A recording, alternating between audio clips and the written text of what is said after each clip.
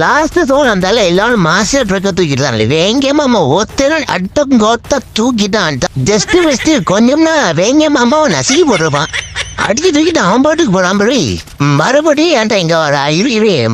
Bro வண்டி எடுங்க bro, ஏறிட்டேன் bro, போலாம் ரைட் ப்ரோ. இங்க வாங்க ப்ரோ, உங்களுக்கு நான் போய் ஆகிந்தரேன் ப்ரோ. வாங்க ப்ரோ. என்ன ப்ரோ என்ன கொண்டுட்டு நீ போயே போட்டுலாம் நீ பாக்கியா ப்ரோ டயர் ஏமலை அறுது ப்ரோ. இரு ப்ரோ நானும் வரேன், வண்டி எடு ப்ரோ, போலாமா ஒரு கோலம்.